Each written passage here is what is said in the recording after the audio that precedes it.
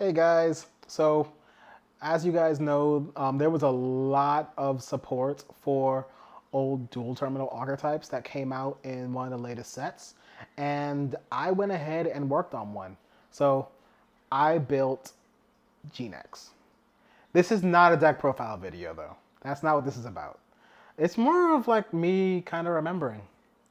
Like, I've played a lot of dual terminal decks. Like, one of the last ones I played was Ritual Beast, and a big one I played for a long time was Gem Knights. But knowing that I was going to get the opportunity to play some revamped strategies again, I could not help but make the first one I rebuild, well, be Genex. Because Genex was bad. So bad. But it was one of the very first archetypes I ever touched in the game. And I had a hard time because I lost a lot. Because Genex are bad. But God, did I always love them and want to find some way to make them work. And that led to me trying out a lot of different things. I won some games thanks to Locomotion R Genex being just a crazy card. But that's not really the point. The point was there was a lot going on back then, especially with the earliest dual terminal archetypes, that most people wouldn't really know because, well, the cards were all bad. They went through like generations of cards that steadily got better and more meta relevant as they made them, especially once the Hidden Arsenal set started churning out.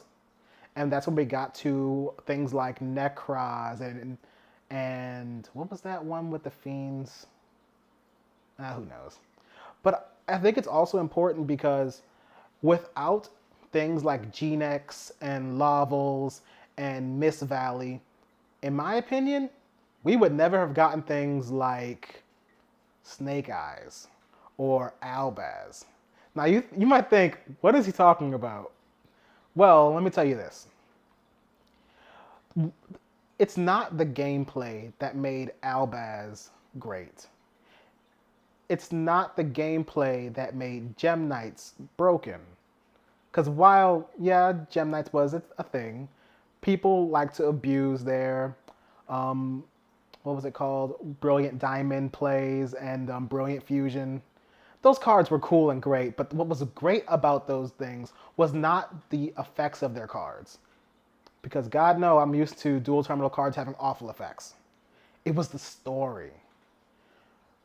Hidden Arsenal cards and later dual terminal cards, wait, reverse that. Dual terminal and later Hidden Arsenal cards started with a story they were telling over generations of cards. Tribes of monsters in conflict with one another. And it was just building up over time. And I had a front row seat to all of that because I was one of those idiots who kept buying Hidden Arsenal cards. I don't like to think about Yeah, they how were really much bad. I've bought and lost over the years. They were really bad. I kind of miss them though. They had that very nice, like, I guess Shatter Star or Shatter Foil rarity.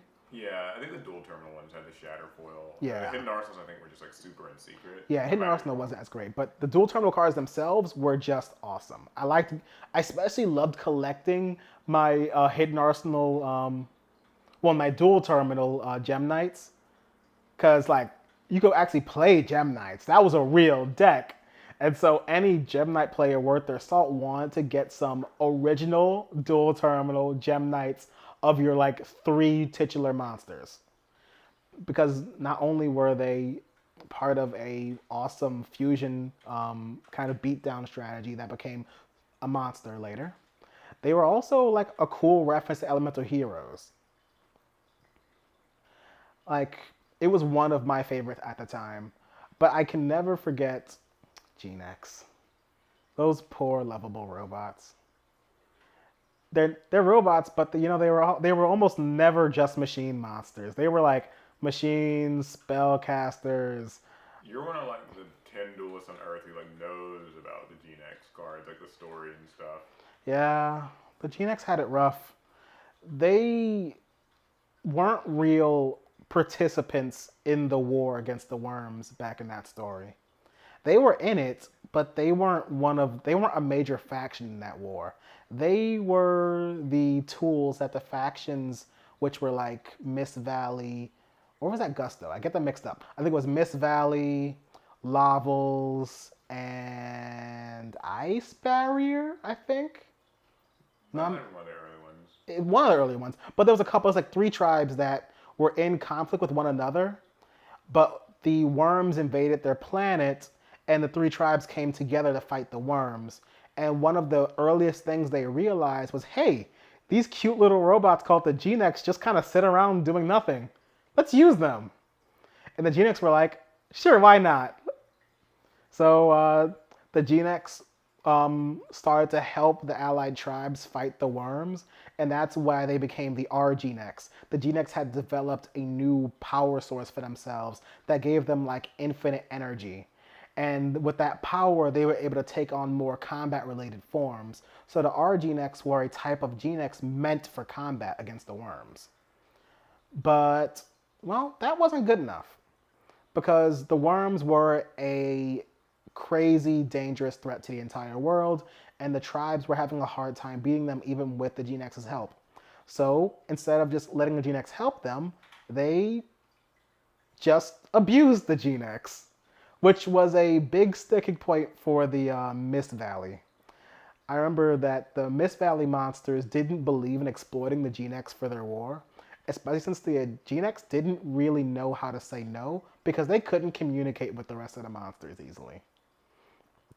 So what they ended up doing was the allied tribes had created a technology called the Allies of Justice, which was the culmination of all of their tribes' unique characteristics into robots that were made to destroy worms, which were all light monsters, and that's why the Allies of Justice were good against destroying light monsters. And they were like, these Genex controllers and this energy source they have will be really great in our Allies of Justice. So they went and snatched up one of the Genex controllers, which I believe was Genex Spare, and started turning them all into new Allies of Justice monsters. Or in the case of the Genex allies, which were these very Mega Man-like monsters that were nothing like the original Genexes anymore. They were using the Genex's ability to work with different attributes to create these very flexible monsters that could change their attributes and be adaptable. This also allowed the different tribes to show their characteristics in the different Genex allies. Like we all know Genex ally Birdman, right? Well, Genex ally Birdman was created to actually look like a Mist Valley monster.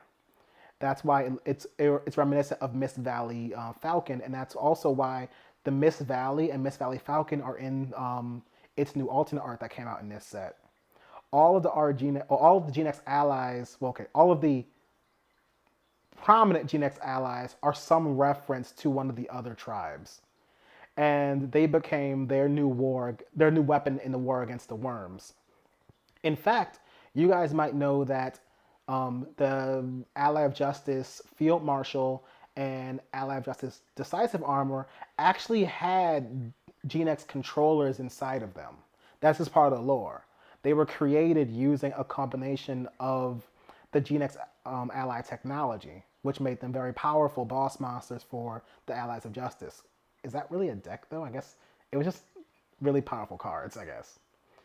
And those were their main monsters they used to fight against the worms. In fact, the new Synchro monster, what's it called again? It's a hard name, guys. Just gotta forgive me on that. Oops, not here. Let's find it over here. Here we go. Custom sleeves. Oh yeah. Yeah, very cool. Dragon Shield. Yeah. So, Arms of Genex Return Zero is the new Genex boss monster, and it's everything kind of wrong with the relationship the Genex had with the other dual terminal tribes. It was the combination of Field Marshal and Decisive Armor, but what that also meant was each of the controllers that were inside those two monsters were finally reunited, and that's kind of what was happening with what was it called? Repair Genex controller. So there was a story of two of them. there's Genex Controller and there's Genex Spare. And each one of them was in a different monster. And when they made the new boss monster, the two were finally reunited. But in the battle against the worms that destroyed both sides, I believe Genex Spare did not survive the battle. And Genex Controller was pretty destroyed as well.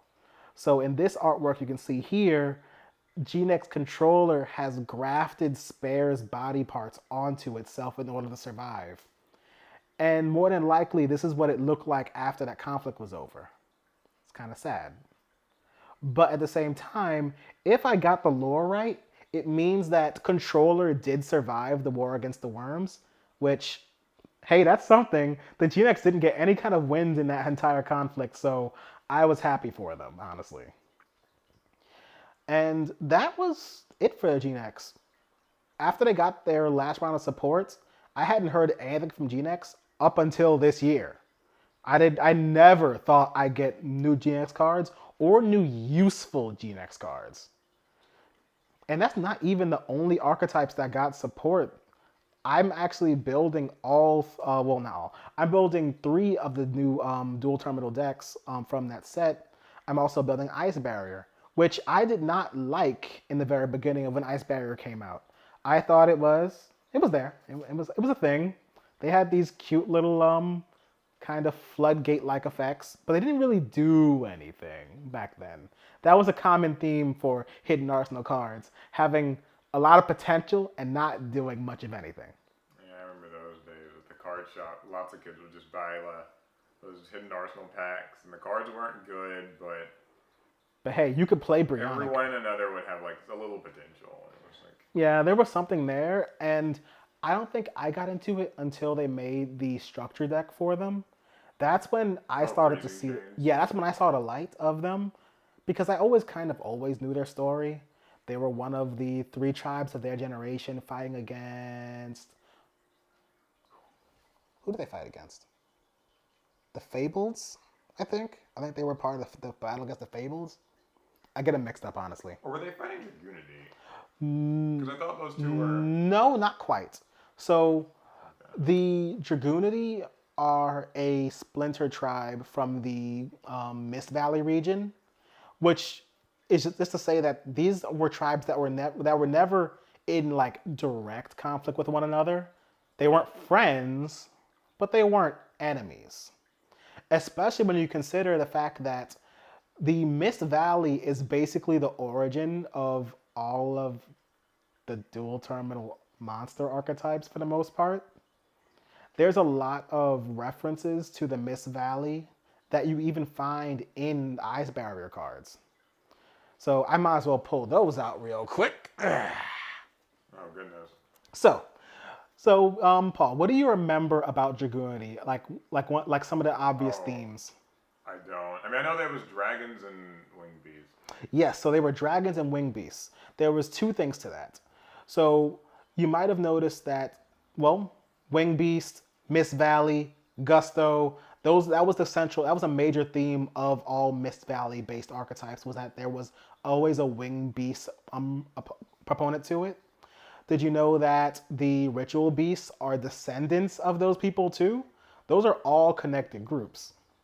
But the card that I think brings them all together first is Lancia.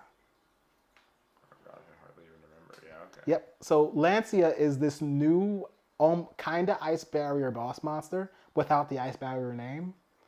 And it's important that it isn't an Ice Barrier because Lancia actually seems to be the ancestor of all dual terminal dragons. It's got the right naming convention. Lancia is the name of a weapon, which is exactly how dragons in Dragoonity are named. All Dragoonity dragons are named after weapons like Lancia is. So we can judge by the fact that this is literally considered a primordial dragon, that it is the ancestor of all Dragoonity monsters. At the same time, it's this frozen dragon, which means it's also the ancestor of the Ice Barrier dragons, which means the Dragoonity dragons and the Ice Barrier dragons are also related. Right. That's kind of nuts, right? But there's also more evidence, though. Because that's not the only card that bridges the Mist Valley with other archetypes. Georges, the swordsman of the ice barrier. So you might notice some very prominent things about this monster. He's a winged beast. He looks like, what was he called? Mist Valley Soldier and other cards. So they all descend. Yes. The Mist Valley and Frozen Mountain monsters were interrelated, really. And we should even go into the fact that the Spirit Charmer girls that are present in these archetypes are the sisters of Charmer monsters. So you guys know about the Charmer monsters. There's Aria, the water charmer. Well, she had a sister. And I don't think I have a good example of her sitting here, but this is her right here, the Speaker of the Ice Barrier. According to the lore, this was Aria's sister, who looks like a lot like her, and you see a lot of her in later archetypes as well. Like I believe there was a little bit of her seen in Gishki as well. Oh yeah, I remember that. And you got to remember that those archetypes, like Gishki and Nekraz, had an affinity for their little mirrors, and those mirrors all come from the Ice Barrier monsters. Specifically, Mirror of the Ice Barrier. This thing has been in all of these different generations of dual terminal archetypes from the start. The magic that the Ice Barrier monsters had moved all the way up through the Nekraz monsters. It never went away, which also is evidenced by Gishki monsters who were alive during the Ice Barrier age, like, well, besides a speaker of the Ice Barrier, but her. I do not know what her name was, but this is a Gishki monster. Oh yeah. Oh god, I remember. Noelia, maybe? I get them mixed Yeah, up. something. I didn't play Gishki, sorry guys. I don't know much about them. I know their lore, not their names. Yeah, I know what you're talking about though. Yeah, she shows up in Necrons later, I know. Yeah. There's a lot of references to those different archetypes in these newer ones. That was one of the cooler things about the new Hidden Arsenal support, was that it was showing connections, like what you can find in Ritual Beasts. Now, I don't know Yang Zings, but Paul does. No, I don't. I don't know Huh? their You lore. don't? I don't know their lore. I know the deck. Well, okay. You're like the only Yu-Gi-Oh player who cares about lore these days, it seems like. That makes sense, actually. But there's a lot of other people who do, and I respect all of them. If you're at this point in the video, you're definitely like a troop. By the way, guys, check her out. Check this that? out. Oh, Spiritual okay. Beast Laura. Quarter century rare. Thank you, Paul. Yeah, I pulled that the other day. It was cool. But, so, the Shadow era of the dual terminal story. You guys remember that? Shadows were a really, really powerful and a little annoying deck that never really went away in all of Yu-Gi-Oh! Well, you guys might remember that one of the Shadows was a dragon from the Yang Zings. I think it was like Yazi or something. It's like the fire one. Yeah, Suwani. so Sawani got captured by the Shadows, and no one really ever thought whatever happened to him. After the Shadows were defeated, a lot of monsters were released from their control and brought back to life. Well, he was too, or she. It was too, and So that's what you're it seeing. became a Ritual Beast monster because Laura needed a new partner. So many Ritual Beast players know who Laura is, and I just showed you a picture of the new Laura. But her original partner was Apelio. Apelio was like one of the most useful and best Ritual Beast monsters anyway. It would become Ulti Apelio, and eventually, using the power of the Naturia monsters, yeah, they're involved in the story too, it became Ulti Guy Apelio. But sadly, it died. In the battle against, which group was that time? That was the other archetype that got support in this set. What were they called? Infernoid? Infernoids, I Yeah. think. The Infernoids killed Ulti Gaiapelio while it blocked an attack to save the different monsters that were there, which was mostly Ritual Beast monsters. For some reason, the Ritual Beast kind of tanked that part of the war. But Gaiapelio died, and you can see the story of that in their new continuous spell card, wherever it is. I have one copy of that card, so bear with me for a second. It is somewhere in here. Come on, I'm almost there. There it is. Ritual Beast Inheritance. So you can see here, Laura is cradling Apelio as it disappears into the ether. Apelio died, which left Laura without a beast, so she bounded with Sawani, who is now Ulti Ray Ratari. Yeah, it's a weird name. And thus that became her new Ritual Beast mount. But that's not the only change that happened in the Ritual Beast storyline. Another very important card of their strategy was Ritual Beast Tamer Elder. And some of you might recognize him. You won't, actually, because he looks nothing like he used to. Elder used to be a Gusto. He was one of the few surviving Gusto monsters after Sophia, Goddess of Her Birth, like wiped out their land and restarted it. He was a survivor and was the founder of the Ritual Beasts. And Elder retires because his partner back in his Gusto days was a monster called Falcos. And Falco, well, you know, Shadow Falco, right? He got taken over by the Shadow. But when the Shadow were defeated, Falco was released. I think I have the card of that in here somewhere. It was a very good. Oh, here it is. Ritual Beast Return, when Elder was reunited with Falco. So it looks like once Falco is back, Elder kind of retires from his role, and that leaves his Ritual Beast counterpart, which was Canahawk, alone. Because so he replaced Falco with Canahawk, but once he got Falco back, Canahawk no longer had a partner anymore. So they made an alt-art of Ritual Beast Ulti Canahawk. Let me pull up Canahawk and the alt-art together. I swear to God, I will find it in here somewhere. Okay, I cannot find that card. I'm a failure. I'm sorry. But That's okay. this We have is the 2% camera battery, sadly. Oh man, come on. Yeah, we're at 23 minutes. That was that short. If you could summarize it though. Okay. What would I don't know that there's a summary for this. I'm not sure summary either. 25 minutes of like Alex just rambling about dual terminal stuff. Dual terminal lore. Yeah. Okay. But how do you like the new support? I mean, you think it's? Oh, I have no idea how to use it. I'm lost, guys. I forgot. It's so hard to use this stuff. Like, two of the decks I'm working on are synchro decks. Ritual Beast was never an easy deck to play, but I used to play it a lot.